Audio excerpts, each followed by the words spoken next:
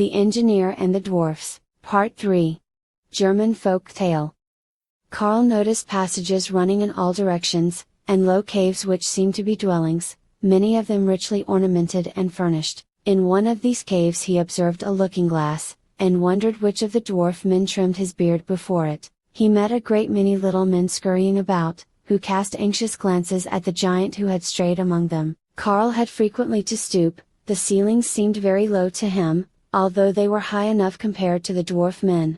"Where are the female dwarfs?" he asked abruptly. "Dwarfs have no womenfolk," Mr. Query replied. "We did away with them long, long ago."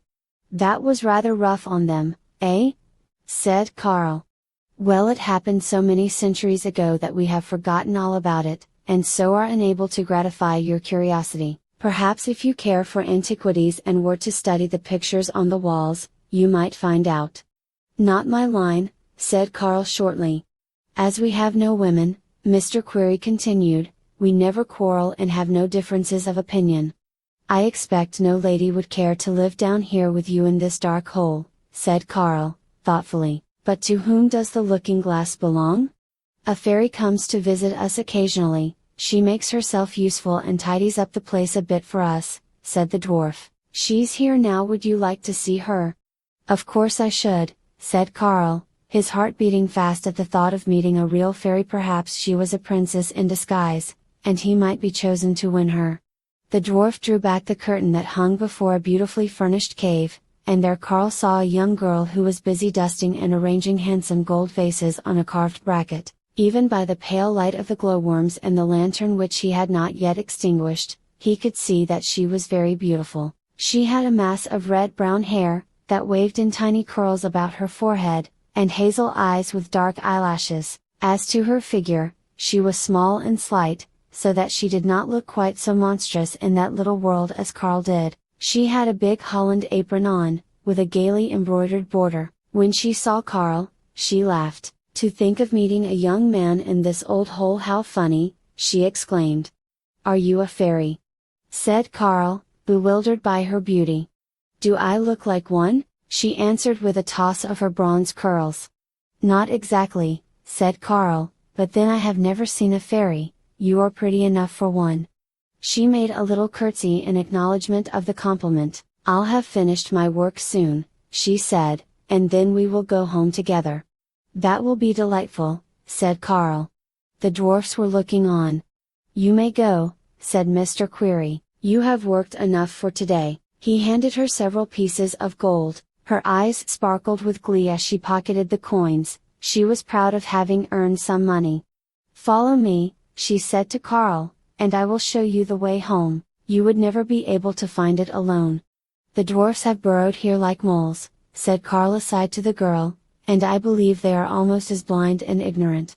"Do not speak disrespectfully of moles," said a dwarf who had overheard the last part of this remark. "They belong to the most intelligent of all creatures, who can build a fortress like the mole." "Nora," said the dwarfs, "Nora, when are you coming again?" "Very soon," she said, "I'll bring some metal polish with me, and make your vases shine."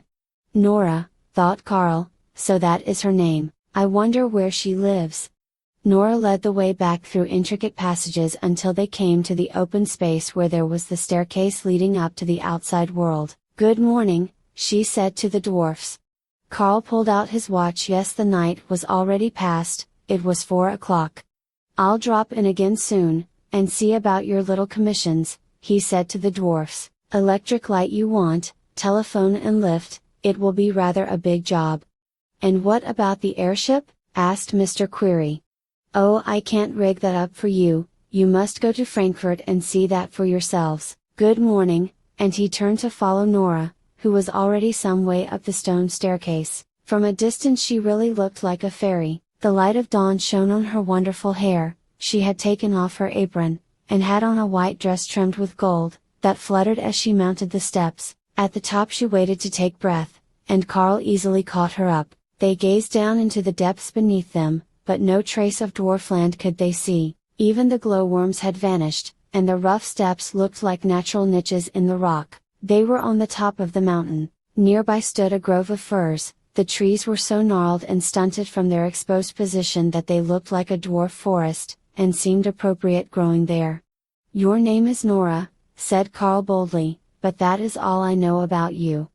"I am no fairy princess, alas," said Nora, "but only a poor landlord's daughter. My father and I have the new hotel in Elm."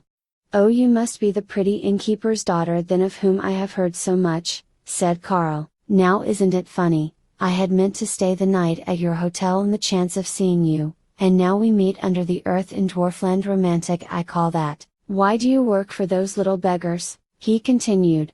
"For the same reason that you have proposed doing so," she answered, "to earn money. I was picking bilberries on the mountains and strayed into their land by chance one day. I found them busy at work spring cleaning, and helped them a bit, and that was my first introduction to the dwarfs. They pay me well for little work, and starting an hotel costs a great deal of money, you must know. I am glad to be able to help my father."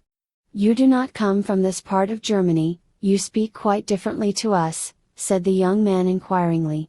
"My home is over the seas," said Nora. "My father is an Irishman, but we found it hard to get on there, and meant to immigrate to America. Then father changed his mind, and we came to Germany. My mother died some years ago," she said sadly. "Poor child," said Carl in a deep, sympathetic voice, "there must be a good deal of responsibility on your young shoulders." "I should just think so," said Nora with a sigh, "but our hotel is going to be a tremendous success." As she spoke, she led the way through a little narrow path, that crossed a heath where heather grew, and great masses of yellow starred ragwort. "Ah! Me beloved golden flower," she cried, pointing the plant out to Carl, who had passed it by 1,000 times as a common weed, but to whom it seemed from this day forth to be alive and full of meaning. "We call it fairy horses in Ireland," she said, with a rapt look on her face. "Sure, and I can see my native mountains when I pluck it," and her eyes filled with tears.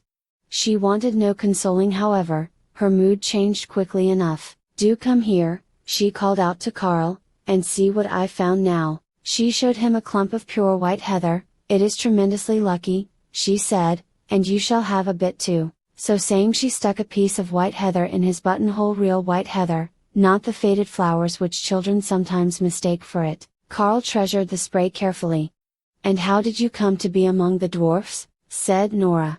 But their further conversation was checked by a little brook that ran straight across the path. Now Nora usually took off her shoes and stockings and waded over the stream, but she did not like to do so with Carl looking on. Carl would have liked to pick her up in his arms and carry her across like a true hero of romance, but he was shy of proposing it, so he fetched some large flat stones, placed them dexterously in the stream, and sprang across himself. Then he held out a hand to Nora, who stepped over as quickly and gracefully as a young deer.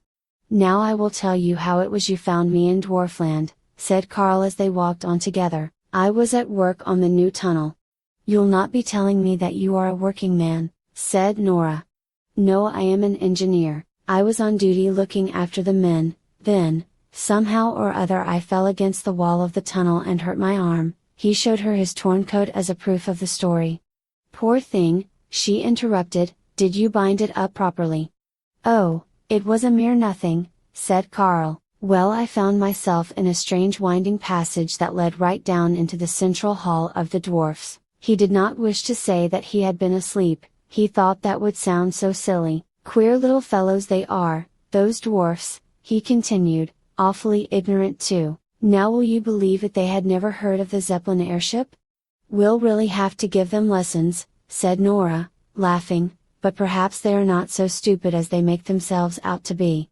Climbing over boulders and stones, laughing and talking the while like two children just out of school, they reached the bottom of the mountain and saw the village. It could hardly be called a town as yet, though Nora's father hoped that the new railway station would speedily convert it into one. "Do you know where our hotel is?" said Nora. "It is at the other end of the village. We will go round through the fields. The village folk stare so, they are up at 5 o'clock to do their field work.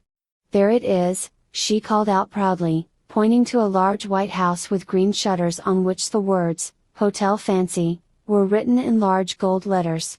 "What a queer name for an hotel," said Carl. To be continued.